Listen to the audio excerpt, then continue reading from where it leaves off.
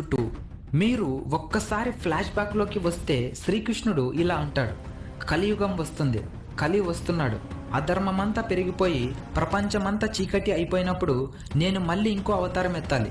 ఆ యుగంలో కలి ఎంత శక్తివంతుడంటే నా పుట్టుకను సైతం ఆపగలడు. దీనికి అర్థం ఏమిటి అంటే కలియుగంలో చాలా దారుణాలు, అఘాయిత్యాలు, రాజకీయాలు చేస్తూ ఉంటారు. అమ్మాయిలను కామంతో చూడటం, ఇంకా వారి మీద అఘాయిత్యం చేయటం సులువు అయిపోతుంది. మనుషులు చాలా దారుణాలకు దిగజారుతారు. డబ్బుతోనే ఏ పని అయినా కూడా అవుతుంది.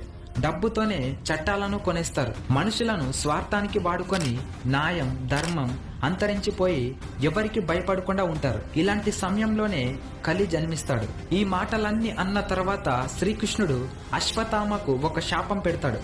అదేమిటి అంటే కలియుగం అంతమయ్యేంత వరకు నీ మనీ నా దగ్గరే ఉంటుంది. కలియుగం అంతమయ్యేంత వరకు నువ్వు ప్రాణాలతో ఉంటావు.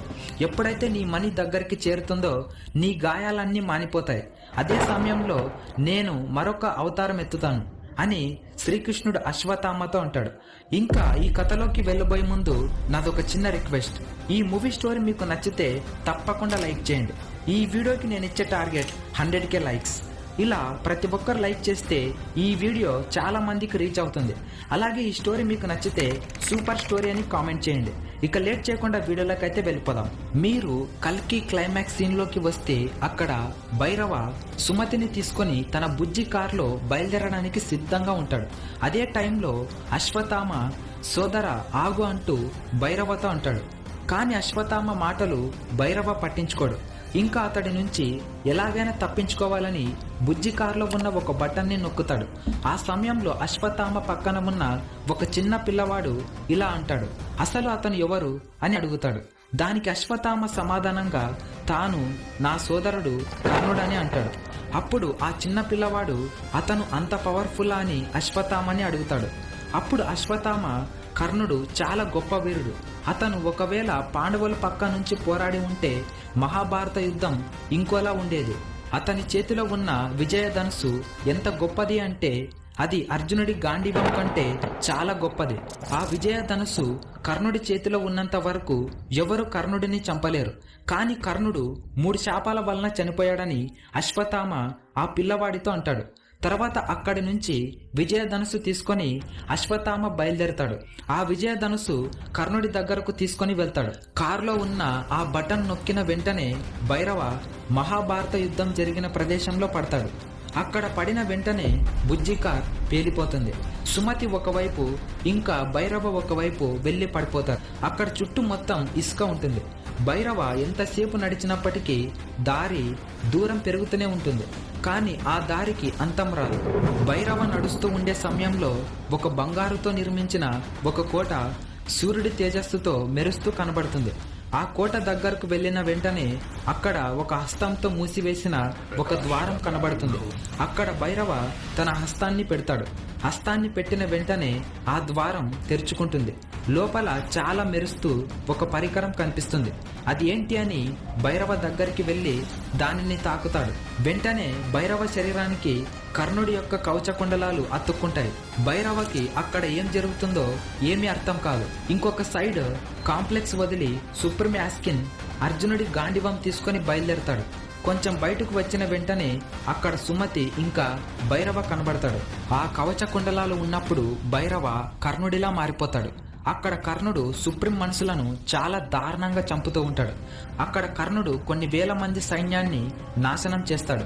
కానీ కర్ణుడికి అది కేవలం యుద్ధానికి ముందు చేసే ఆయుధాల పూజలా అనిపిస్తుంది. అప్పుడు అక్కడికి అశ్వత్థామ వస్తాడు. వెంటనే అశ్వత్థామ కర్ణుడికి విజయధనుస్సు ఇస్తాడు. అప్పుడు కర్ణుడు ఇంకా అశ్వత్థామ చాలా ఘోరమైన యుద్ధాన్ని సుప్రీంతో చేస్తూ ఉంటారు. సుప్రీం కూడా చాలా బలంగా వారితో యుద్ధం చేస్తాడు. యుద్ధం చేస్తూ ఉన్నప్పుడు మెల్లగా సుప్రీం సైన్యం తక్కువ అవుతూ వస్తుంది. తర్వాత వాళ్ళ బలం అర్థం చేసుకున్న సుప్రీం అక్కడి నుండి వెళ్ళిపోతాడు. అక్కడి నుండి సుప్రీం వెళ్ళి 11 కాంప్లెక్స్లకు హెడ్ అయిన కలి దగ్గరికి వెళ్తాడు. కలి ఎంత శక్తివంతుడంటే కలి అనుకుంటే భూమి మొత్తాన్ని అంతం చేయగలడు. ఇంకా కలికి జన్మను కూడా ఆపగలడు. సుప్రీం వెళ్ళి అక్కడ ఏం జరిగిందో మొత్తం కలితో చెప్తాడు. అలాగే అర్జునుడి గాంధీవం గురించి కూడా చెప్తాడు. సుప్రీం దగ్గర నుండి కలి అర్జునుడి గాంధీవాన్ని తీసుకుంటాడు. అప్పుడు కలికి ఆ గాండివం వలన చాలా పవర్స్ వస్తాయి. ఆ 11 కాంప్లెక్స్లకు హెడ్ అయిన వారందరినీ పిలిచి, నాకు 1,000,000 మంది అమ్మాయిల శిరం కావాలి, ఇంకా కొన్ని రోజులలో చాలా ఘోరమైన యుద్ధం జరగబోతుంది, మీరు మీ సైన్యాలను సిద్ధం చేసుకోండి అని కలి వారితో అంటాడు. ఆ కాంప్లెక్స్ లో ఉన్న వాళ్ళందరూ దేవుడు లేడు, నిజంగా దేవుడు ఉంటే ఈ సమయం లోపల వచ్చి ఉండేవాడు, కానీ రాలేదు అని ప్రజలందరూ బాధతో ఏడుస్తూ ఉంటారు. ఇంకొక వైపు కర్ణుడు ఇంకా అశ్వత్థామ సుమతిని కర్ణుడికి కవచకుండలాలు దొరికిన ఆ బంగారు గృహంలోనికి తీసుకొని వెళ్తారు. అప్పుడు ఆకాశవాణి అదే నిజమైన శంబాల అని వారితో అంటుంది. అప్పుడు ఆమెను లోపలికి తీసుకొని వెళ్తారు. శంబాలలో ఉండే ప్రజలందరూ 1,000,000 కళ్ళతో కల్కి కోసం ఎదురు చూస్తూ ఉంటారు. వాళ్ళు సుమతిని చాలా ప్రేమగా చూసుకుంటారు. అందరికీ కూడా మంచి రిటర్న్స్ చేయాలని ఆశ ఉంటుంది, బట్ ఎవ్వరూ కూడా నేర్చుకోవడానికి ట్రై చేయరు.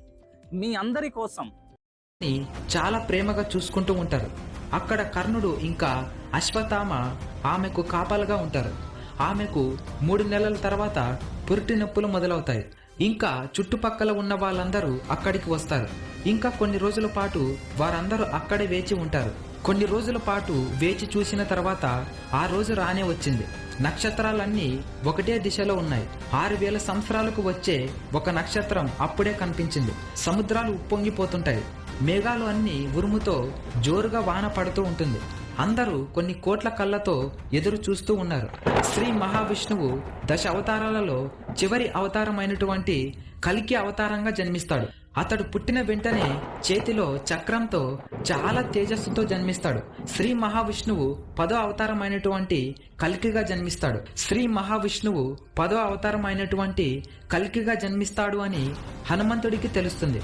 స్వామి ఏదో కార్యం మీద మళ్ళీ వచ్చాడు, నేను మళ్ళీ నా స్వామిని దర్శించుకోవాలని అక్కడి నుండి గాలి వేగంతో శ్రీ ఆంజనేయ స్వామి శంబాలకు చేరుకుంటాడు. అక్కడ వెళ్ళిన వెంటనే బాలుడు మెరుస్తూ చేతిలో చక్రం పట్టుకొని ఉంటాడు. అక్కడి వారందరూ సంతోషంగా ఉంటారు. కొంతసేపు అయిన తర్వాత హనుమంతుడు వారందరినీ హిమాలయాలకు తీసుకొని వెళ్తాడు. అక్కడ శ్రీ మహావిష్ణువు రోజు రోజుకి పెరుగుతూ ఉంటాడు. తాను రోజు రోజుకు పెరుగుతూ ఉన్నప్పటికీ తన బలాలు ఏమిటో తనకు తెలియదు. కొన్ని రోజులకు కల్కి యుద్ధానికి సిద్ధంగా ఉంటాడు. కలి కూడా యుద్ధానికి సిద్ధం అవుతూ ఉంటాడు. ఇంకా 11 కాంప్లెక్స్లకు హెడ్స్ అందరూ కలిసి 1,000,000 మంది అమ్మాయిల శిరంను తయారు చేసుకొని కలి దగ్గరకు వెళ్తారు. అలా అందరి శిరంలను కలిపి ఒక గొప్ప శిరంని కలి తయారు చేసి ఆ శిరంను తనలో ఇంజెక్ట్ చేసుకుంటాడు. దాంతో కలి చాలా భయంకరమైన రూపాన్ని దాలుస్తాడు. అలా కొన్ని కోట్ల మంది సైన్యంతో కలి అర్జునుడి గాండివం తీసుకొని అక్కడి నుండి బయలుదేరతాడు. కలి యొక్క సైనికులు అందరూ భూమి మీద ఉన్న ప్రతి మూల కల్కి కోసం వెతుకుతూ ఉంటారు. కల్కి మరియు అదే సమయంలో హనుమంతుడు, అశ్వత్థామ, పరశురాముడు ఇంకా సప్త చిరంజీవులు కల్కి సైన్యంతో కలిసి యుద్ధానికి బయలుదేరతారు. కల్కి మహాభారత యుద్ధం జరిగిన చోటికి చేరుతాడు. అదే సమయంలో కలి ఇంకా తన సైన్యం అక్కడికి వస్తుంది. దాంతో అక్కడ చాలా ఘోరమైన యుద్ధం మొదలవుతుంది. హనుమంతుడు అక్కడ చాలా మందిని సంహరిస్తూ ఉంటాడు. అలాగే కర్ణుడు కూడా తన విజయధనుస్సుతో ఊచకోత కోస్తూ ఉంటాడు. ఇలా కొంచెం కొంచెంగా కలి యొక్క సైన్యం అంతమవుతూ ఉంటుంది. అప్పుడు కలి ఒక ఉపాయాన్ని వేస్తాడు. కల్కిని చంపితే మొత్తం యుద్ధమే అయిపోతుందిగా అని కలి అనుకుంటాడు. అప్పుడు కలి కల్కికి ఒక పంచ్ ఇస్తే కల్కి 1000 అడుగుల దూరంలో వెళ్ళి పడతాడు. అప్పుడు ఆకాశవాణి వచ్చి కల్కి బలాల గురించి తనతో చెప్తుంది. అప్పుడు కల్కి చాలా ఘోరమైన యుద్ధాన్ని చేస్తాడు. కొన్ని కోట్ల మంది సైనికులని కల్కి చంపేస్తూ ఉంటాడు. అప్పుడు హనుమంతుడు, అశ్వత్థామ, కర్ణుడు వీళ్ళందరూ చూసి షాక్ అవుతారు.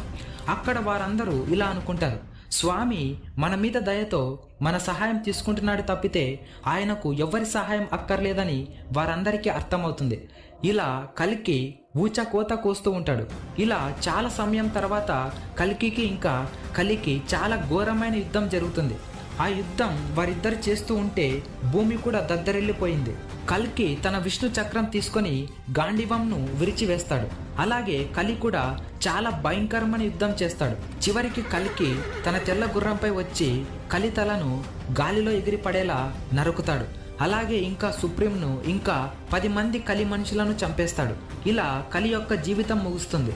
చివరికి అధర్మం వైపు ఉన్న వారందరినీ చంపి ధర్మం వైపు ఉన్న వారిని కలియుగం ముగించి సత్యయుగానికి తీసుకొని వెళ్తాడు. ఆ సత్యయుగంలో గంగానది పర్యావరణం అంతా మళ్ళీ యథావిధిగా చేస్తాడు. ఇంకా అవతారం చెల్లించే ముందు కల్కి ఇలా అంటాడు, ఈ 10 అవతారాలతో ఇంకా నేను పుట్టనని అస్సలు అనుకోకండి. ఎక్కడైతే అధర్మం ఉంటుందో ఆ అధర్మాన్ని అణిచివేయడానికి మళ్ళీ మళ్ళీ పుడుతూనే ఉంటానని అంటాడు. ఇలా చెప్పిన తర్వాత ఒక పెద్ద శిలగా మారిపోతాడు. అలా కలియుగం ముగిసిపోతుంది. కల్కి పార్ట్ 2 మూవీలో స్టోరీ ఈ విధంగా ఉండవచ్చని మా అంచనా. కానీ ఈ స్టోరీ మేము చెప్పిన విధంగా ఉండవచ్చని గ్యారంటీ లేదు. ఈ వీడియో మీకోసం కేవలం ఒక ఎంటర్టైన్మెంట్ కోసం చేయడం జరిగింది. ఈ స్టోరీ మీకు నచ్చితే తప్పకుండా లైక్ చేసి నేను చెప్పిన టార్గెట్కి రీచ్ చేయండి. అలాగే ఈ వీడియోని మీ ఫ్రెండ్స్ అండ్ ఫ్యామిలీకి షేర్ చేయండి. Thank you for watching. This is Naveen Kumar signing off.